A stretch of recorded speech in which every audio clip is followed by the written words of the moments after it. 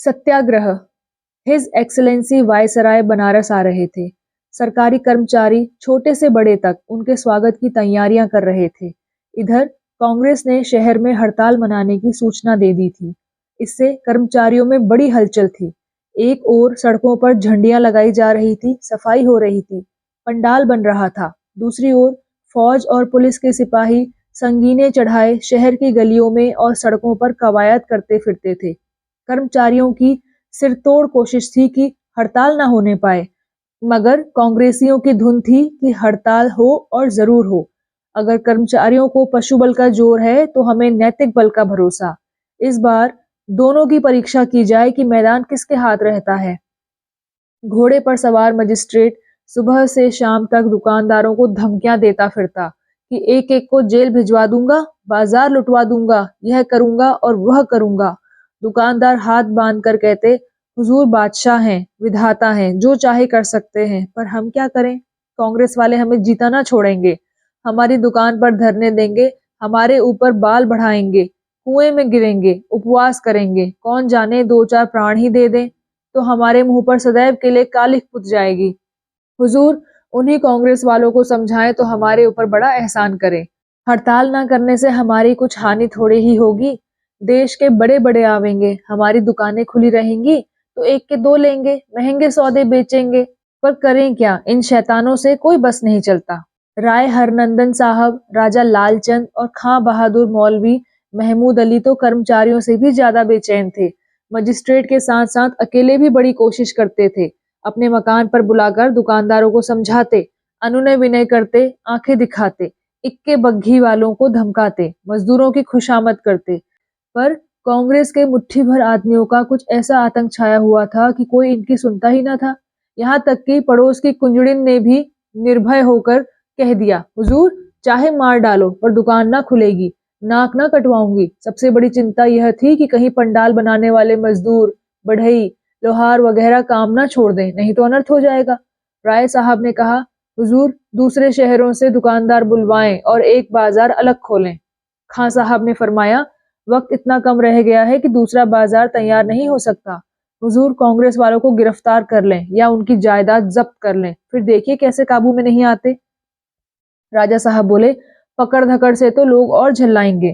कांग्रेस से हुजूर कहें कि तुम हड़ताल बंद कर दो तो सबको सरकारी नौकरी दे दी जाएगी, उसमें अधिकांश बेकार लोग भरे पड़े हैं, यह प्रलोभन पाते ही फूल उठेंगे। मगर मजिस्ट्रेट को कोई राय ना जची। यहाँ तक कि वायसराय के आने में 3 दिन और रह गए। आखिर राजा साहब को एक युक्ति सूझी, क्यों ना हम लोग भी नैतिक बल का प्रयोग करें। आखिर कांग्रेस वाले धर्म और नीति के नाम पर ही तो यह तूमार बांधते हैं। हम लोग भी उन्हीं का अनुकरण करें, शेर को उसकी मांद में पछाड़ें। कोई ऐसा आदमी पैदा करना चाहिए जो व्रत करे कि दुकानें ना खुली तो मैं प्राण दे दूंगा। यह जरूरी है कि वह ब्राह्मण हो और ऐसा जिसको शहर के लोग मानते हों, आदर करते हों। अन्य सहयोगियों के मन में भी यह बात बैठ गई, उछल पड़े। राय साहब ने कहा, बस अब पड़ाव मार लिया। अच्छा ऐसा कौन पंडित है? पंडित गदाधर शर्मा? राजा बोले, जी नहीं, उसे कौन मानता है, खाली समाचार पत्रों में लिखा करता है, शहर के लोग उसे क्या जाने। राय साहब बोले, दमड़ी ओझा तो है इस ढंग का। राजा बोले, जी नहीं, कॉलेज के विद्यार्थियों के सिवा उसे और कौन जानता है। राय साहब बोले, पंडित मोटेराम शास्त्री। राजा बोले, बस बस, आपने खूब सोचा। बेशक वह है इस ढंग का, उसी को बुलाना चाहिए। विद्वान है, धर्म कर्म से रहता है, चतुर भी है। वह अगर हाथ में आ जाए तो फिर बाजी हमारी है। राय साहब ने तुरंत पंडित मोटेराम के घर संदेश भेजा। उस समय शास्त्री जी पूजा पर थे। यह पैगाम सुनते ही जल्दी से पूजा समाप्त की और चले। राजा साहब ने बुलाया है, धन्य भाग। धर्मपत्नी से बोले, आज चंद्रमा कुछ बली मालूम होते हैं, कपड़े लाओ, देखें क्यों बुलाया है। स्त्री ने कहा, भोजन तैयार है, करते जाओ, ना जाने कब लौटने का अवसर मिले। किंतु शास्त्री जी ने आदमी को इतनी देर खड़ा रखना उचित ना समझा। जाड़े के दिन थे। हरी बनात की अचकन पहनी जिस पर लाल संजाप लगी हुई थी, गले में एक जरी दुपट्टा डाला, फिर सिर पर बनारसी साफा बांधा, लाल चौड़े किनारे की रेशमी धोती पहनी और खड़ाऊ पर चले। उनके मुख से ब्रह्म तेज टपकता था। दूर से ही मालूम होता था कि कोई महात्मा आ रहे हैं। रास्ते में जो मिलता सिर झुकाता। कितने ही दुकानदारों ने खड़े होकर पैलगी की। आज काशी का नाम इन्हीं की बदौलत चल रहा है। नहीं तो और कौन रह गया है। कितना नम्र स्वभाव है, बालकों से हंसकर बातें करते हैं। इस ठाठ से पंडित जी राजा साहब के मकान पर पहुंचे। तीनों मित्रों ने खड़े होकर उनका सम्मान किया। खां बहादुर बोले, कहिए पंडित जी, मिजाज तो अच्छे हैं। वल्लाह, आप नुमाइश में रखने के काबिल आदमी हैं। आपका वजन तो 10 मन से कम ना होगा। राय साहब बोले, 1 मन इल्म के लिए 10 मन अक्ल चाहिए। उसी कायदे से 1 मन अक्ल के लिए 10 मन का जिस्म जरूरी है, नहीं तो उसका बोझ कौन उठाए। राजा साहब बोले, आप लोग इसका मतलब नहीं समझ सकते। बुद्धि एक प्रकार का नजला है, जब दिमाग में नहीं समाती तो जिस्म में आ जाती है। खां साहब बोले, मैंने तो बुजुर्गों की जबानी सुना है कि मोटे आदमी अक्ल के दुश्मन होते हैं। राय साहब बोले, आपका हिसाब कमजोर था, वरना आपकी समझ में इतनी बात जरूर आ जाती कि जब अक्ल और जिस्म में 1 और 10 की निस्बत है, तो जितना ही मोटा आदमी होगा उतना ही उसकी अक्ल का वजन भी ज्यादा होगा। राजा साहब बोले, इससे यह साबित हुआ कि जितना ही मोटा आदमी उतनी ही मोटी उसकी अक्ल। मोटे राम बोले, जब मोटी अक्ल की बदौलत राज दरबार में पूछ होती है, तो मुझे पतली अक्ल लेकर क्या करना है। हास परिहास के बाद राजा साहब ने वर्तमान समस्या पंडित जी के सामने उपस्थित की और उसके निवारण का जो उपाय सोचा था वह भी प्रकट किया। बोले, बस यह समझ लीजिए कि इस साल आपका भविष्य पूर्णतया अपने हाथों में है। शायद किसी आदमी को अपने भाग्य निर्णय का ऐसा महत्वपूर्ण अवसर न मिला होगा। हड़ताल न हुई तो और तो कुछ नहीं कह सकते। आपको जीवन भर किसी के दरवाजे जाने की जरूरत ना होगी। बस कोई व्रत ठानिए कि शहर वाले थर्रा उठें। कांग्रेस वालों ने धर्म की आड़ लेकर इतनी शक्ति बढ़ाई है। बस ऐसी कोई युक्ति निकालिए कि जनता के धार्मिक भावों को चोट पहुंचे। मोटे राम ने गंभीर भाव से उत्तर दिया, यह तो कोई ऐसा कठिन काम नहीं है। मैं तो ऐसे अनुष्ठान कर सकता हूँ कि आकाश से जल की वर्षा करा दूं, मरी के प्रकोप को भी शांत कर दूं, अन्न का भाव घटा बढ़ा दूं। कांग्रेस वालों को परास्त कर देना तो कोई बड़ी बात नहीं। अंग्रेजी पढ़े लिखे महानुभाव समझते हैं कि जो काम हम कर सकते हैं वह कोई नहीं कर सकता, पर गुप्त विद्याओं का उन्हें ज्ञान ही नहीं। खां साहब बोले, तब तो जनाब यह कहना चाहिए कि आप दूसरे खुदा हैं। हमें क्या मालूम था कि आप में कुदरत है, नहीं तो इतने दिनों तक क्यों परेशान होते। मोटे राम बोले, साहब मैं गुप्त धन का पता लगा सकता हूँ, पितरों को बुला सकता हूँ, केवल गुण ग्राहक चाहिए। संसार में गुणियों का अभाव नहीं, गुणज्ञों का अभाव है। गुण ना हीरानो, गुणगाहक हीरानो है। राजा बोले, भला इस अनुष्ठान के लिए आपको क्या भेंट करना होगा। मोटे राम बोले, जो कुछ आपकी श्रद्धा हो। राजा बोले, कुछ बतला सकते हैं कि यह कौन सा अनुष्ठान होगा। मोटे राम बोले, अनशन व्रत के साथ मंत्रों का जाप होगा। सारे शहर में हलचल ना मचा दूं तो मोटे राम नहीं। राजा बोले, तो फिर कब से। मोटे राम बोले, आज ही हो सकता है। हाँ, पहले देवताओं के आह्वान के निमित्त थोड़े से रुपए दिला दीजिए। रुपए की कमी ही क्या थी। पंडित जी को रुपए मिल गए और वह खुश खुश घर आए। धर्मपत्नी से सारा समाचार कहा। उसने चिंतित होकर कहा, तुमने नाहक यह रोग सिर लिया। भूख ना बर्दाश्त हुई तो सारे शहर में भद्द हो जाएगी, लोग हंसी उड़ावेंगे, रुपए लौटा दो। मोटे राम ने आश्वासन देते हुए कहा, भूख कैसे ना बर्दाश्त होगी। मैं ऐसा मूर्ख थोड़े ही हूँ जो यूं ही जा बैठूंगा। पहले मेरे भोजन का प्रबंध करो। अमृतियां, लड्डू, रसगुल्ले मंगाओ। पेट भर भोजन कर लूं, फिर आध सेर मलाई खाऊंगा, उसके ऊपर आधे सेर बादाम की तह जमाऊंगा। बची खुची कसर मलाई वाले दही से पूरी कर दूंगा। फिर देखूंगा भूख कैसे पास फटकती है। 3 दिन तक तो सांस ही ना ली जाएगी। भूख की कौन चलावे। इतने में तो सारे शहर में खलबली मच जाएगी। भाग्य सूर्य उदय हुआ है। इस समय आगा पीछा करने से पछताना पड़ेगा। बाजार ना बंद हुआ तो समझ लो माला माल हो जाऊंगा, नहीं तो गांठ से क्या जाता है। 100 रुपए तो हाथ लग ही गए। इधर तो भोजन का प्रबंध हुआ, उधर पंडित मोटे राम ने डौंडी पिटवा दी कि संध्या समय टाउन हॉल के मैदान में पंडित मोटे राम देश की राजनीतिक समस्या पर व्याख्यान देंगे, लोग अवश्य आए। पंडित जी सदैव राजनीतिक विषयों से अलग रहते थे। आज वह इस विषय पर कुछ बोलेंगे, सुनना चाहिए। लोगों को उत्सुकता हुई। पंडित जी का शहर में बड़ा मान था। नियत समय तक कई हजार आदमियों की भीड़ लग गई। पंडित जी घर से अच्छी तरह तैयार होकर पहुंचे। पेट इतना भरा था कि चलना कठिन था। ज्यों ही यह वहां पहुंचे, दर्शकों ने खड़े होकर इन्हें साष्टांग दंडवत प्रणाम किया।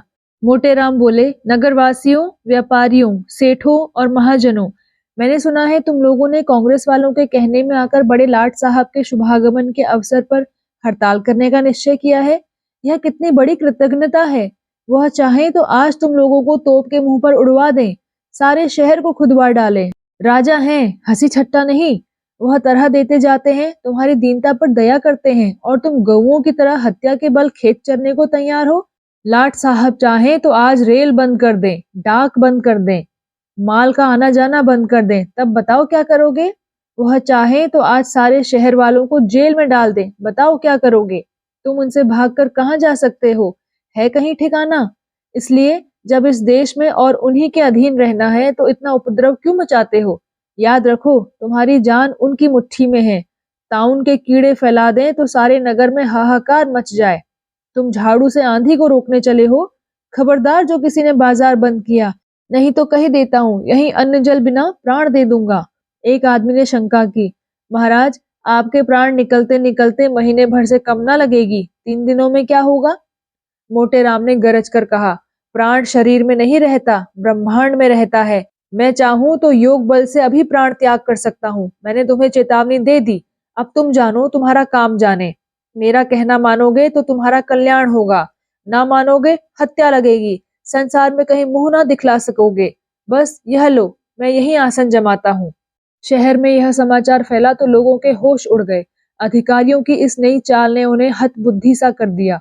कांग्रेस के कर्मचारी तो अब भी कहते थे कि यह सब पाखंड है। राजभक्तों ने पंडित को कुछ दे दिलाकर यह स्वांग खड़ा किया है।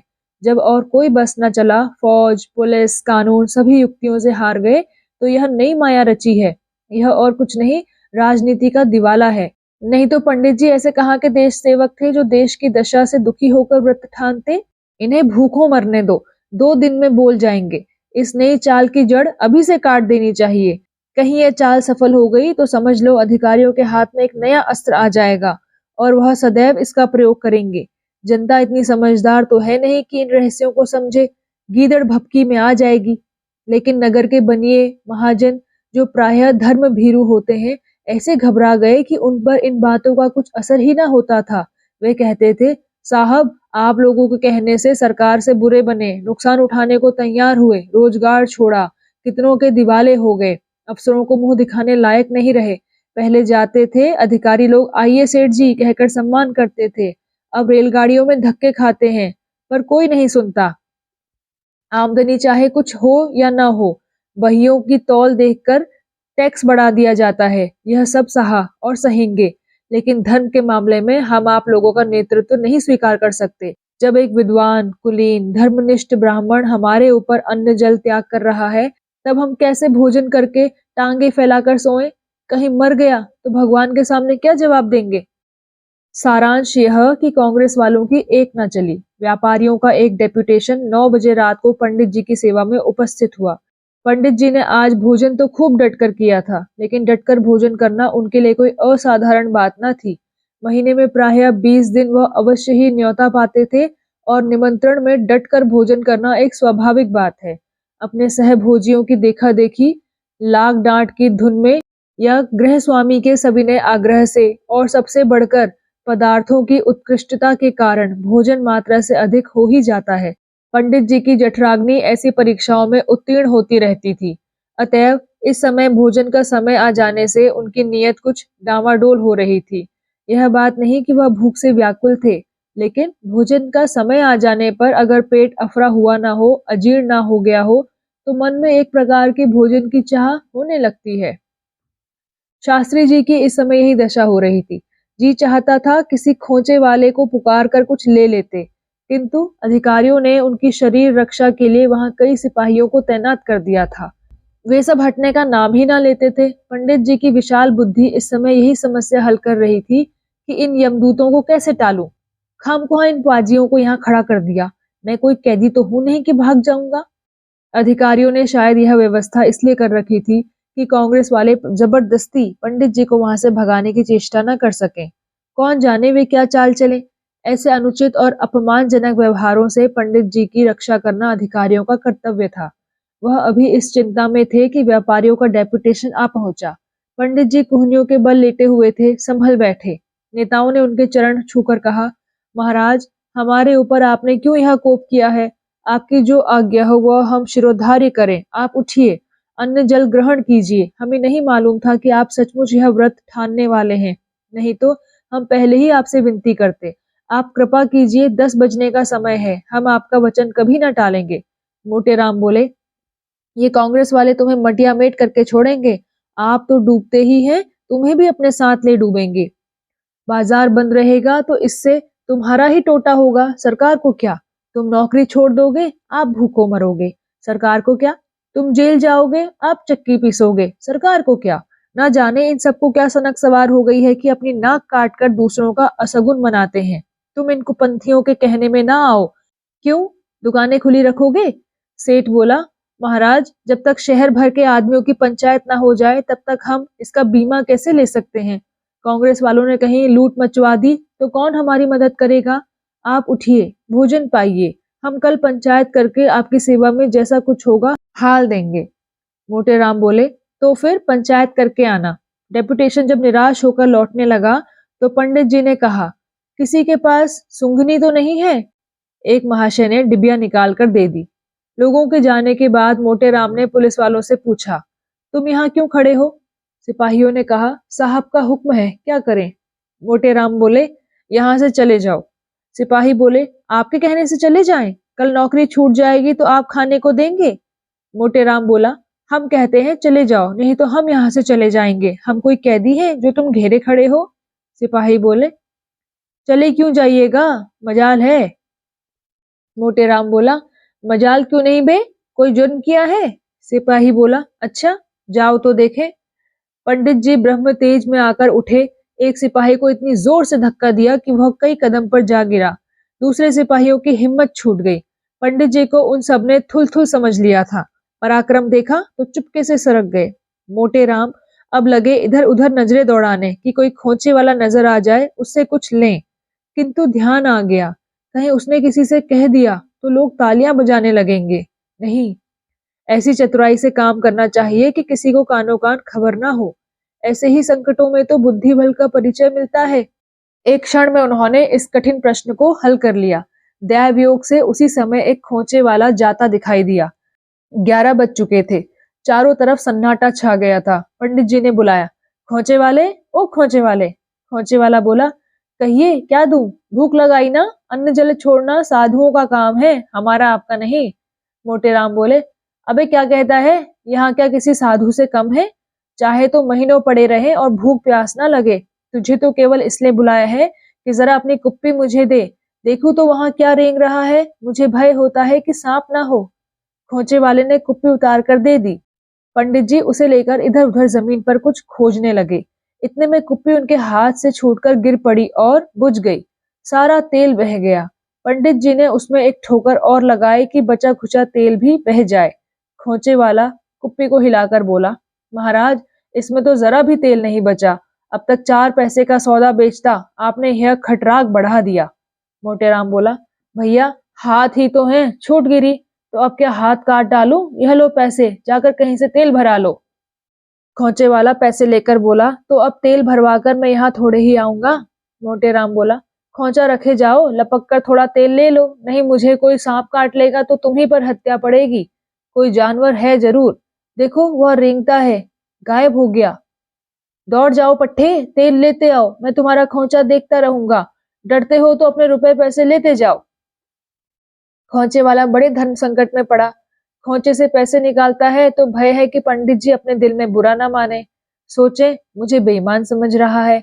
छोड़कर जाता है तो कौन जाने इनकी नीयत में क्या हो। किसी की नीयत सदा ठीक नहीं रहती।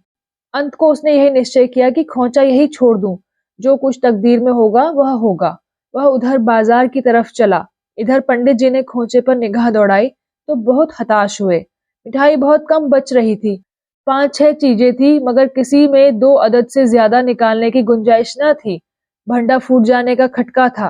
पंडित जी ने सोचा, इतने से क्या होगा, केवल क्षुधा और प्रबल हो जाएगी, शेर के मुंह खून लग जाएगा, गुनाह बेलज्जत है।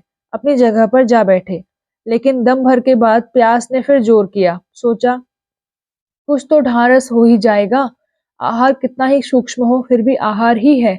उठे, मिठाई निकाली, पर पहला ही लड्डू मुंह में रखा था कि देखा खोचे वाला तेल की कुप्पी जलाए कदम बढ़ाता चला आ रहा है। उसके पहुंचने से पहले मिठाई का समाप्त हो जाना अनिवार्य था। एक साथ 2 चीजें मुंह में रखी। अभी चुबला ही रहे थे कि वो निशाचर 10 कदम और आगे बढ़ाया। एक साथ 4 चीजें मुंह में डाली और अधकुचली ही निगल गए। अभी 6 अदद और थी और खोंचे वाला फाटक तक आ पहुंचा था। सारी मिठाई मुंह में डाल ली। अब ना चबाते बनता था ना उगलते। वह शैतान मोटर कार की तरह कुप्पी चमकाता हुआ चला ही आता था। जब वह बिल्कुल सामने आ गया तो पंडित जी ने जल्दी से सारी मिठाई निगल ली। मगर आखिर आदमी ही थे, कोई मगर तो थे नहीं। आंखों में पानी भर आया, गला फंस गया, शरीर में रोमांच हो आया, जोर से खांसने लगे। खोंचे वाले ने तेल की कुप्पी बढ़ाते हुए कहा, यह लीजिए, देख लीजिए। चले तो हैं आप उपवास करने, पर प्राणों का इतना डर है। आपको क्या चिंता? प्राण भी निकल जाएंगे तो सरकार बाल बच्चों की परवरिश करेगी। पंडित जी को क्रोध तो ऐसा आया कि इस पाजी को खरी खरी सुनाओ, लेकिन गले से आवाज ना निकली। कुप्पी चुपके से ले ली और झूठ मूठ इधर उधर देखकर लौटा दी। खोंचे वाला बोला, आपको क्या पड़ी जो चले सरकार का पक्ष करने? कहीं कल दिन भर पंचायत होगी तो रात तक कुछ तय होगा, तब तक तो आपकी आंखों से तितलियां उड़ने लगेंगी। यह कहकर वह चला गया और पंडित जी भी थोड़ी देर तक खांसने के बाद सो गए। दूसरे दिन सवेरे से ही व्यापारियों ने मिसकॉट करनी शुरू की। उधर कांग्रेस वालों में भी हलचल मची। अमन सभा के अधिकारियों ने भी कान खड़े किए। यह तो इन भोले भोले बनियों को धमकाने की अच्छी तरकीब बात आई। पंडित समाज ने अलग एक सभा की और उसमें यह निश्चय किया कि पंडित मोटेराम को राजनीतिक मामलों में पड़ने का कोई अधिकार नहीं। हमारा राजनीति से क्या संबंध? गरज सारा दिन इसी वाद विवाद में कट गया और किसी ने पंडित जी की खबर ना ली। लोग खुल्लम खुल्ला कहते थे कि पंडित जी ने 1000 रुपए सरकार से लेकर यह अनुष्ठान किया है। बेचारे पंडित जी ने रात तो लोट पोट कर काटी, पर उठे तो शरीर मुर्दा सा जान पड़ता था। खड़े होते थे तो आंखें तिलमिलाने लगती थी, सिर में चक्कर आ जाता था, पेट में जैसे कोई बैठा हुआ कुरेद रहा हो। सड़क की तरफ आंखें लगी हुई थी कि लोग मनाने तो नहीं आ रहे हैं। संध्योपासना का समय इसी प्रतीक्षा में गया। इस समय पूजन के पश्चात नित्य नाश्ता किया करते थे। आज अभी मुंह में पानी भी न गया था, न जाने वह शुभ घड़ी कब आएगी। फिर पंडिताइन पर बड़ा क्रोध आने लगा। आप तो रात को भरपेट खाकर सोई होंगी, इस वक्त भी जलपान कर ही चुकी होंगी, पर इधर भूल कर भी न झांका कि मरे या जीते हैं। कुछ बात करने के ही बहाने से क्या थोड़ा सा मोहन भोग बनाकर न ला सकती थी? पर किसे इतनी चिंता है? रुपए लेकर रख लिए, फिर जो कुछ मिलेगा वह भी रख लेंगी। मुझे अच्छा उल्लू बनाया। किस्सा कोताह पंडित जी ने दिन भर इंतजार किया, पर कोई मनाने वाला नजर न आया। लोगों के दिल में जो यह संदेह पैदा हुआ कि पंडित जी ने कुछ ले देकर यह स्वांग रचा है, स्वार्थ के वशीभूत होकर यह पाखंड खड़ा किया है, वही उनको मनाने में बाधक होता था। रात के 9 बज गए थे। सेठ भोंदूमल ने, जो व्यापारी समाज के नेता थे, निश्चयात्मक भाव से कहा, मान लिया पंडित जी ने स्वार्थवश ही यह अनुष्ठान किया है, पर इससे वह कष्ट तो कम नहीं हो सकता जो अन्न जल के बिना प्राणी मात्र को होता है। यह धर्म विरुद्ध है कि एक ब्राह्मण हमारे ऊपर दाना पानी त्याग दे और हम पेट भर भर कर चैन की नींद सोएं। अगर उन्होंने धर्म के विरुद्ध आचरण किया है तो उसका दंड उन्हें भोगना पड़ेगा। हम क्यों अपने कर्तव्य से मुंह फेरे? कांग्रेस के मंत्री ने दबी हुई आवाज से कहा, मुझे तो जो कुछ कहना था वह मैं कह चुका। आप लोग समाज के अगुवा हैं, जो फैसला कीजिए हमें मंजूर है। चलिए मैं भी आपके साथ चलूंगा, धर्म का कुछ अंश मुझे भी मिल जाएगा। पर एक विनती सुन लीजिए, आप लोग पहले मुझे वहां जाने दीजिए। मैं एकांत पे उनसे 10 मिनट बातें करना चाहता हूँ। आप लोग फाटक पर खड़े रहिएगा, जब मैं वहां से लौट आऊं तो फिर जाइएगा। इसमें किसी को क्या आपत्ति हो सकती थी? प्रार्थना स्वीकृत हो गई। मंत्री जी पुलिस विभाग में बहुत दिनों तक रह चुके थे, मानव चरित्र की कमजोरियों को जानते थे। वह सीधे बाजार गए और 5 रुपए की मिठाई ली। उसमें मात्रा से अधिक सुगंध डालने का प्रयत्न किया, चांदी के वरक लगवाए और एक दोने में लिए रूठे हुए ब्रह्मदेव की पूजा करने चले। एक झज्झर में ठंडा पानी लिया और उसमें केवड़े का जल मिलाया। दोनों ही चीजों से खुशबू की लपटें उड़ रही थी। सुगंध में कितनी उत्तेजित शक्ति है कौन नहीं जानता। इससे बिना भूख के भूख लग जाती है, भूखे आदमी की तो बात ही क्या। पंडित जी इस समय भूमि पर अचेत पड़े हुए थे। रात से कुछ नहीं मिला। 10-5 छोटी छोटी मिठाइयों का क्या जिक्र। दोपहर को कुछ नहीं मिला और इस वक्त भी भोजन की बेला टल गई थी। भूख में अब आशा की व्याकुलता नहीं, निराशा की शिथिलता थी। सारे अंग ढीले पड़ गए थे, यहाँ तक कि आंखें भी ना खुलती थी। उन्हें खोलने की बार-बार चेष्टा करते, पर वे आप ही आप बंद हो जाती। होंठ सूख गए थे। जिंदगी का कोई चिन्ह था तो बस उनका धीरे-धीरे कराहना। ऐसा संकट उनके ऊपर कभी ना पड़ा था। अजीर्ण की शिकायत तो उन्हें महीने में 2-4 बार हो जाती थी, जिसे वह हड़ आदि की फंकियों से शांत कर लिया करते थे। पर अजीर्णावस्था में ऐसा कभी न हुआ था कि उन्होंने भोजन छोड़ दिया हो। नगरवासियों को, अमन सभा को, सरकार को, ईश्वर को, कांग्रेस को और धर्मपत्नी को जी भरकर कोस रहे थे। अब इतनी शक्ति भी न रही थी कि स्वयं खड़े होकर बाजार जा सके। निश्चय हो गया था कि आज रात को अवश्य प्राण पखेरु उड़ जाएंगे।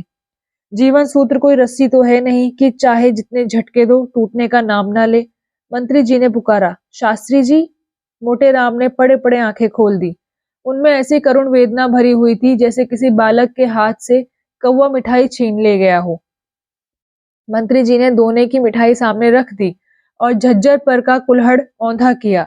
इस काम से सूचित होकर बोले, यहाँ कब तक पड़े रहिएगा? सुगंध ने पंडित जी की इंद्रियों पर संजीवनी का काम किया। पंडित जी उठ बैठे और बोले, देखो कब तक निश्चय होता है। मंत्री जी बोले, यहाँ कुछ निश्चय विश्चय ना होगा। आज दिन भर पंचायत हुई थी, कुछ तय ना हुआ। कल कहीं शाम को लाट साहब आएंगे, तब तक तो आपकी न जाने क्या दशा होगी। आपका चेहरा तो बिल्कुल पीला पड़ गया है। मोटे राम बोले, यही मरना बदा होगा तो कौन टाल सकता है। इस दोने में कलाकंद है क्या? मंत्री जी बोले, हाँ, तरह तरह की मिठाइयां हैं। एक नातेदार के यहाँ बैना भेजने के लिए विशेष रीति से बनवाई हैं। मोटे राम बोले, जब ही इनमें इतनी सुगंध है, जरा दोना खोलिए तो। मंत्री जी ने मुस्कुराकर दोना खोल दिया और पंडित जी नेत्रों से मिठाइयां खाने लगे। अंधा आंखें पाकर भी संसार को ऐसे तृष्णापूर्ण नेत्रों से न देखेगा। मुंह में पानी भर आया। मंत्री जी ने कहा, आपका व्रत ना होता तो 2-4 मिठाइयां आपको चखाता। 5 रुपए सेर के दाम दिए हैं। मोटे राम बोले, तब तो बहुत ही श्रेष्ठ होंगी। मैंने बहुत दिन हुए कलाकंद नहीं खाया। मंत्री जी बोले, आपने भी तो बैठे बिठाए झंझट मोल ले लिया। प्राण ही ना रहेंगे तो धन किस काम आएगा। मोटे राम बोले, क्या करूं, फंस गया। मैं इतनी मिठाइयों का जलपान कर जाता था। हाथ से मिठाइयों को टटोल कर बोले, भोला की दुकान की होंगी। मंत्री जी बोले, चखिए 2-4। मोटे राम बोला, क्या चखूं, धर्म संकट में पड़ा हूं। मंत्री जी बोले, अजी चखिए भी। इस समय जो आनंद प्राप्त होगा वह लाख रुपए में भी नहीं मिल सकता। कोई किसी से कहने जाता है क्या? मोटे राम बोले, मुझे भय किसका है। मैं यहाँ दाना पानी बिना मर रहा हूँ और किसी को परवाह ही नहीं, तो फिर मुझे क्या डर। लाओ, इधर दोना बढ़ाओ। सबसे कह देना शास्त्री जी ने व्रत तोड़ दिया। भाड़ में जाए बाजार और व्यापार, यहाँ किसी की चिंता नहीं। जब धर्म नहीं रहा तो मैंने ही धर्म का बीड़ा थोड़े ही उठाया है। यह कहकर पंडित जी ने दोनों अपनी तरफ खींच लिया और लगे बढ़ बढ़कर हाथ मारने, यहाँ तक कि पल भर में आधा दोना समाप्त हो गया। सेठ लोग आकर फाटक पर खड़े थे। मंत्री ने जाकर कहा, जरा चलकर तमाशा देखिए। आप लोगों को ना बाजार खोलना पड़ेगा, ना खुशामद करनी पड़ेगी। मैंने सारी समस्याएं हल कर दी। यह कांग्रेस का प्रताप है। चांदनी छिटकी हुई थी। लोगों ने आकर देखा, पंडित जी मिठाई ठिकाने लगाने में वैसे ही तन्मय हो रहे हैं जैसे कोई समाधि में मग्न हो। भोंदूमल ने कहा, पंडित जी के चरण छूता हूँ। हम लोग तो आ ही रहे थे, आपने क्यों जल्दी की? ऐसी जुगत बताते कि आपकी प्रतिज्ञा भी ना टूटती और कार्य भी सिद्ध हो जाता। मोटे राम बोला, मेरा काम सिद्ध हो गया। यह अलौकिक आनंद है जो धन के ढेरों से नहीं प्राप्त हो सकेगा। अगर कुछ श्रद्धा हो तो इसी दुकान की इतनी ही मिठाई और मंगवा दो। हम यह कहना भूल गए कि मंत्री जी को मिठाई लेकर मैदान में आते समय पुलिस के सिपाही को 4 आने पैसे देने पड़े थे। यह नियम विरुद्ध था, लेकिन मंत्री जी ने इस बात पर अड़ना उचित न समझा।